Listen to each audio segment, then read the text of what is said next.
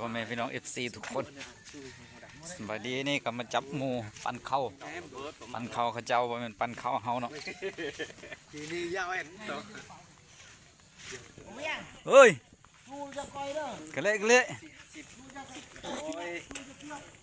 เบิ้ลด่าด่าเจียงแค่ข้าวขบวน40เราก็อดจิได้ขึ้นมาเลยเจือกับต่อสิเดี๋ยวเบอร์นี้60น้องเบอร์นี่ติเดี๋ยวต่อซาเกือบเลยเนาะโอ้ซีเมนต์หมูตัวใหญ่นี่ป่ะจับหมูนี่พี่น้องเอ้ยปลาหมูมีแต่ตัวบักใหญ่จากตัวใดเพิ่นให้จับบ่ได้ก็ปลึบได้ตัวก็บลุ่มนั่นติแม่นน่าเป็ดก็น่าเรียกมาเกลือจ้าก็ปื้ดครับนะเป็ดเกลือเอาก้อยตุคงไปยังก่อยเกลือเอาก้อยเด้ในตูนบนกระตูลนี่มันกระตูลตูลในส่วนเกษตรพี่น้องเอ้ยเอานี่มันเป็นตัวคือหมูป่านี่บ่ตุ้ยตุ้ยตุ้ยตุ้ยตุ้ยเด้กระตูลเลยตุ้ยน้ำไม่ตัวตัวกลัวอย่างน้องก็เก็ตก็แม่ปะกระตูลเลยกระปุกก็ได้ตูลบืดเนี่ยมาน้ำก้อยก็ได้มุดเสียจับเถอะเอาจับเลยยกกบประตูเจ้าอะไรสัมพันธ์เนาะเฮ้ยยัยเนี่ยปกันไหนเบิร์นเยิ้มครึ่งไอ้กันไหน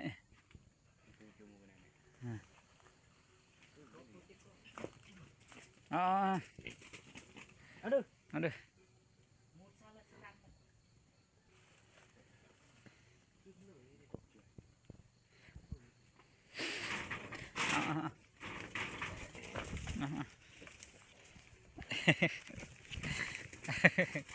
บอลจกเถอะมันแมนแนวอยู่บ่แบบนี้บ่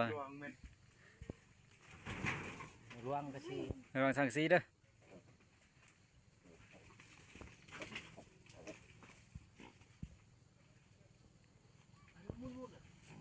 มูกีบ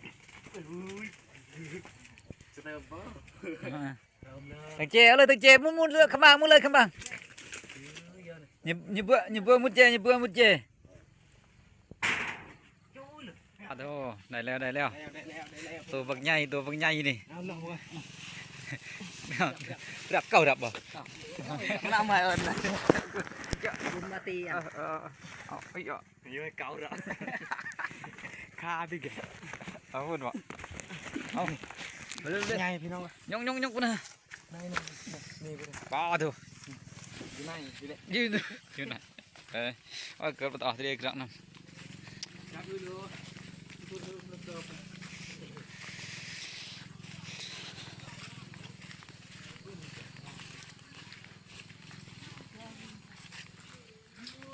จับหมูปั่นข้าวเนาะ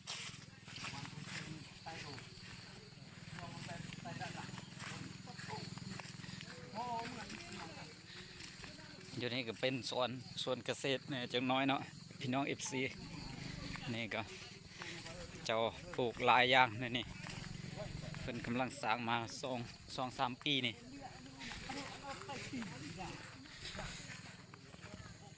จะมีต้นม่วงต้นมะพร้าวแล้วก็ต้นหลายต้นมีวายน้ำปลูกอยู่นี่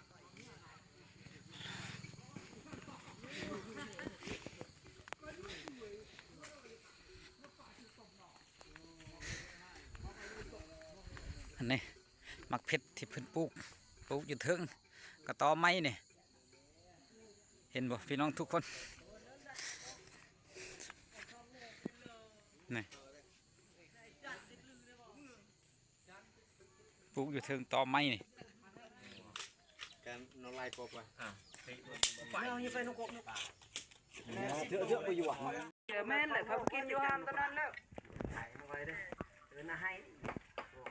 กำลังเฝ้าหมูเอามาหดกองเข้าแล้ววันนี้โดยโยนเนี่ยมาไปเลยเนี่ยย่อมาเนี่ยมาประมาณเรือเปิดเผยไปเลยเริ่มเปิดทำดิ anh này mình đi kia tao dạ hồi rồi rồi hò chị quậy ปั่นไปแล้วครึ่งนึงเนาะเอฟซีทุกคนเลย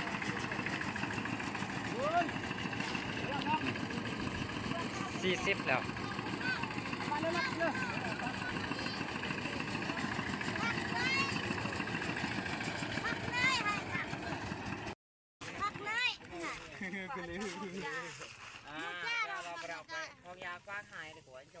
cứ thể 40 rồi อันนี้ก็บรรยากาศอยู่เที่ยงหมดนี่โอ้เห็นนี่อยู่พุ่นกับซอยปลานี่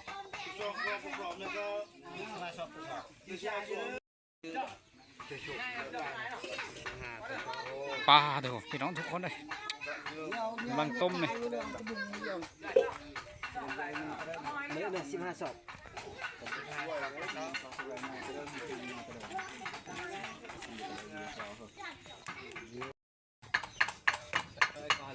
อ๋อโถกำลังลาบอยู่นี่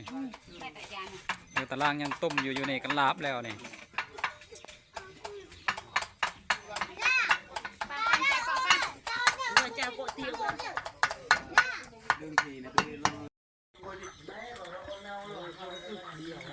มากำลังซุปแล้วตอนนี้เราจ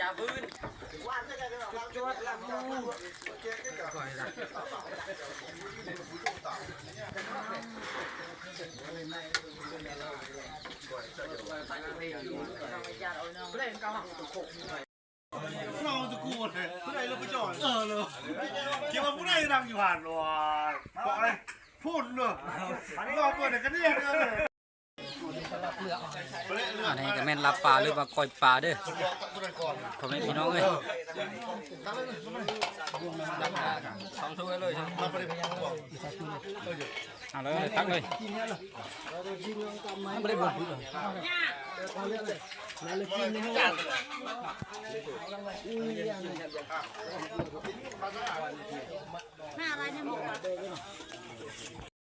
không có buồnกำลังตอนนี้กำลัง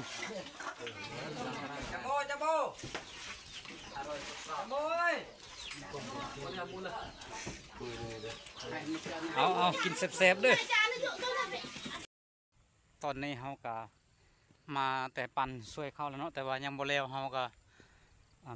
มาคนเข้าเจ้าของตอนนี้พี่น้อง FC เอ้ยเพราะว่ายันฝนตกท้องฟ้าก็ครึมๆเนาะอันนี้ก็มาคนเข้าเจ้าของแล้วนี่หากับคนใดประมาณนี้พี่น้อง FC เอ้ยแล้วตัวนี้ตัวเก่านี่ก็มือนี้นี่กำลังคนนี่เนาะ